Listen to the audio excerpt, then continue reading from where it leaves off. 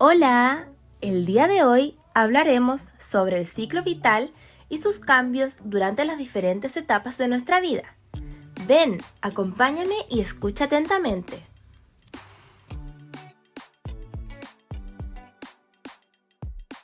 Nuestro grupo está compuesto por Darinka Cortés, Tatiana Cortés, Tiare Gutiérrez, Giselle González, Florencia Villarroel. En el camino de la vida, la voz sufre diversos cambios, los cuales obedecen tanto a factores de desarrollo, al sistema nervioso y al sistema endocrino. Asimismo, la voz del niño atraviesa por diferentes periodos referentes a su maduración y crecimiento. La función vocal de la laringe de un niño comienza en el nacimiento, en donde esta estructura tiene unas dimensiones equivalentes a 1/3 de la dimensión que alcanza una persona adulta.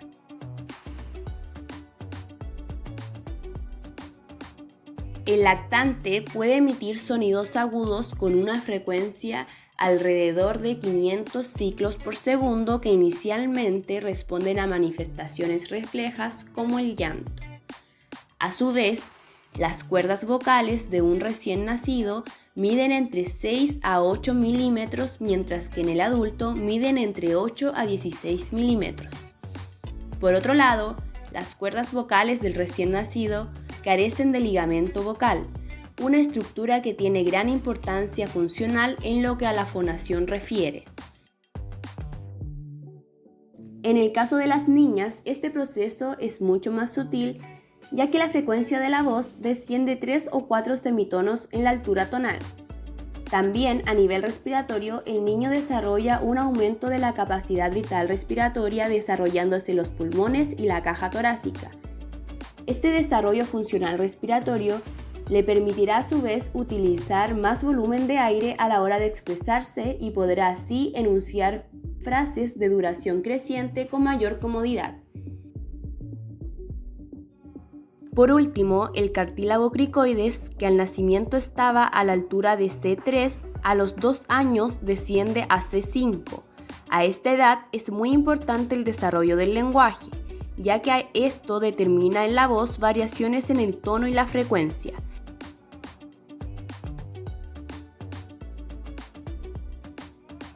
Culminará con el paso de la infancia a la madurez. Esto ocurre entre los 11 y 15 años. En caso de la chica, los estrógenos hacen que la laringe y las cuerdas vocales se alarguen y se vuelvan mucho más gruesas. Este proceso puede llegar a durar meses, aunque en el caso de las chicas, esta evolución requiere de menos tiempo. La voz de las mujeres suele bajar 2 tonos, es decir, una vez terminado el cambio y pasada la pubertad, esta tendrá un registro algo más grave. Pese a este cambio, la voz de los hombres cambia mucho más de registro, mientras que en las mujeres este se mantiene bastante estable. Además, mientras que la voz de los chicos llega a sonar bastante ronca durante la etapa adulta, en las chicas suele mantenerse más finas hasta la vejez.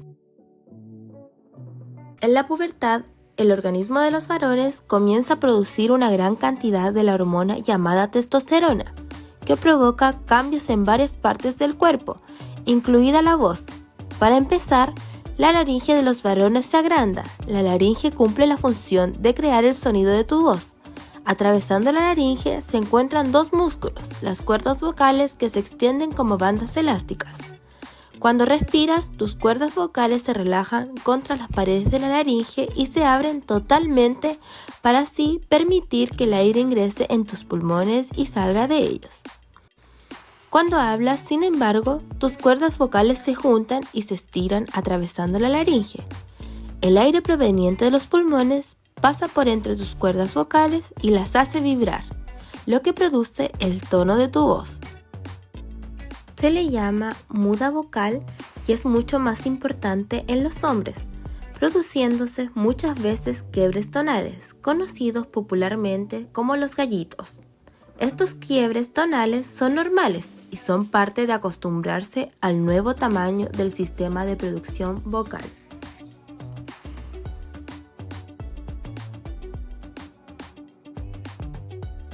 Durante el embarazo, la subida de los niveles a causa del estrógeno y de la progesterona incluye los cambios que afectan a nuestra voz. Durante este periodo, las cuerdas vocales también se hinchan hacia arriba y esto aumenta el peso y la rigidez de las cuerdas vocales, haciéndolas menos plegables.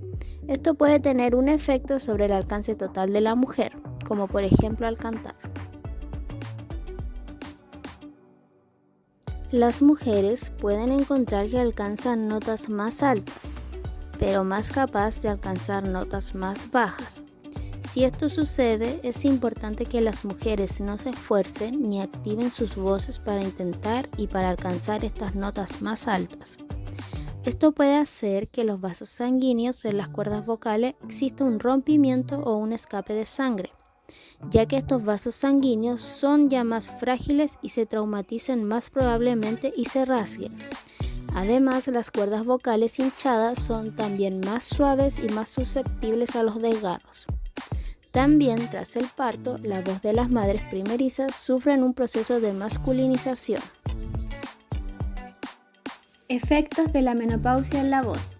La profesora de Facultad de Educación de la UNED y una de las autoras del estudio destaca que durante la menopausia, entre el 35% y el 46% de las mujeres presentan síntomas de malestar vocal, cambios en el timbre y en el tono de la voz. Efectos de la menopausia en la voz. Cuando las mujeres alcanzan la menopausia, la pérdida de estrógenos causa cambios sustanciales en las membranas mucosas que tapizan el tracto vocal en los músculos. Cuidados básicos como entrenamiento y calentamiento vocal diarios, ejercicio físico para tonificar las paredes abdominales y dieta alimenticia saludable acompañados de vitaminas evitan los principales síntomas de una voz añosa.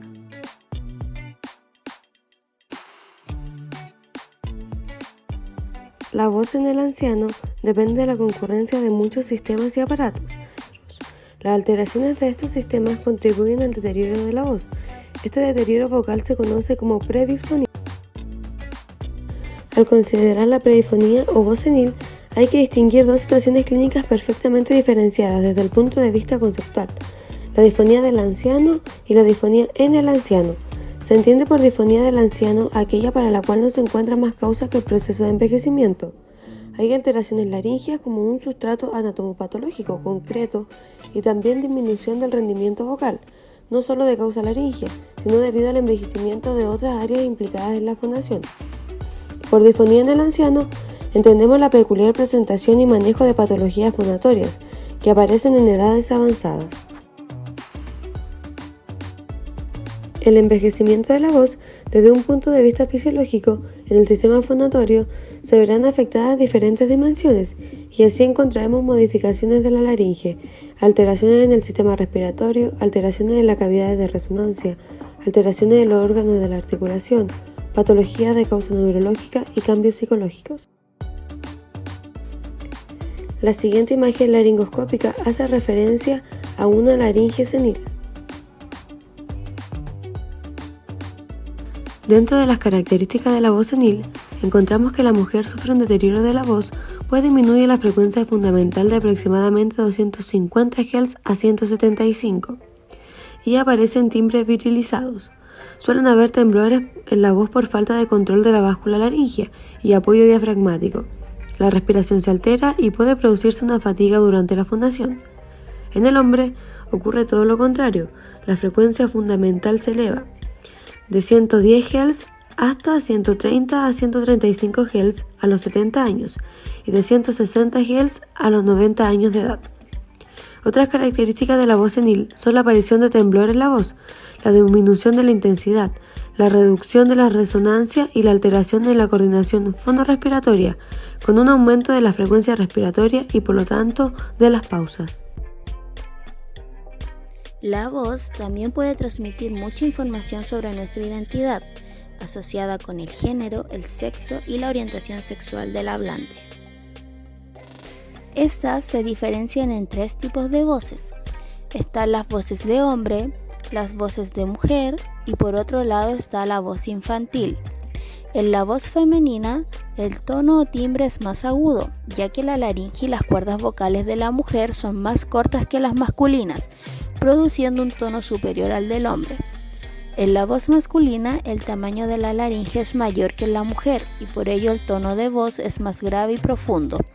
En cambio, la voz infantil aún más aguda que la voz de mujer, ya que cuando somos niños nuestra laringe se está desarrollando y en esta edad temprana es más corta que la de la mujer, propiciando una voz con tono más agudo y fino. Un ejemplo se daría en la transición de hombre a mujer, cuando lo que se desea es feminizar la voz. Algunos de estos métodos que permiten realizarlo son los procedimientos quirúrgicos, la terapia hormonal y la terapia vocal. Esta última es considerada una alternativa no invasiva, viable y efectiva para el cambio de la voz y se encuentra a cargo de un fonoaudiólogo. En el entrenamiento o rehabilitación vocal puede llegar a ser crucial para muchas personas transgénero, ya que en el intento por adecuar las características de la voz o en el proceso posterior a una cirugía se podría entrar en un círculo vicioso de sobreesfuerzo, desarrollando compensaciones musculares y lesiones que se manifiestan en la alteración de la calidad vocal, dificultad para generar cambios de intensidad, pérdida total o parcial de la expresión tonal, tanto hacia los graves como hacia los agudos, que inciden directamente en el aspecto melódico de la voz y del discurso, junto con síntomas como fatiga vocal, dolor y tensión al fonar.